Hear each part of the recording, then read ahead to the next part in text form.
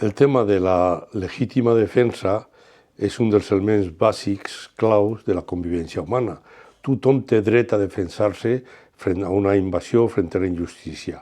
El que passa és que quan tu, per defensar-te amb aquesta legítima defensa, mates una altra persona, ja no és legítima defensa, ja et transformes en un criminal.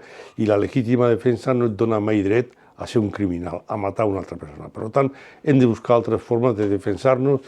Evidentment, quan ens sentim agredits, no només tenim dret, sinó també el deure de fer legítima defensa, perquè enfront de la injustícia hem de defensar. No podem permetre la injustícia de cap de les maneres.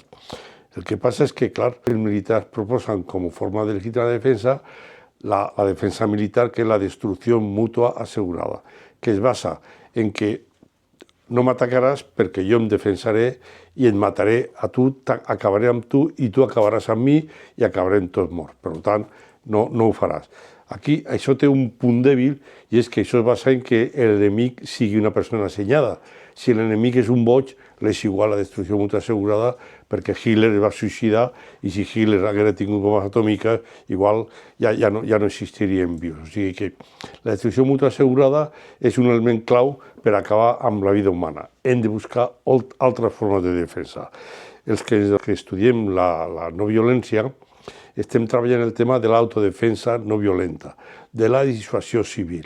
La idea és que si algú ens ve a invadir, trobi un poble tan preparat i tan uniformement decidit a defensar-se de manera no violenta, a no obeir, a desobeir, a immobilitzar l'adversari, a boicotejar l'adversari, que el preu que hagin de pagar sigui tan elevat que no surti a compte l'invadir un país. I aquesta seria la idea clau de lo que és la dissuasió no violenta o l'autodefensa no violenta.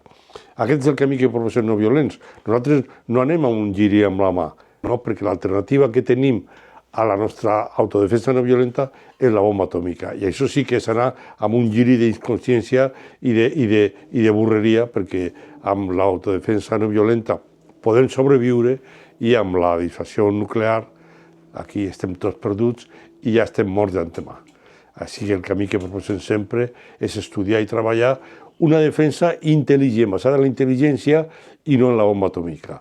I això és el camí que proposem, però que evidentment tenim molta feina perquè actualment l'OTAN, les escoles d'armament, les escoles militars estan per la destrucció mútua assegurada i això és de bojos.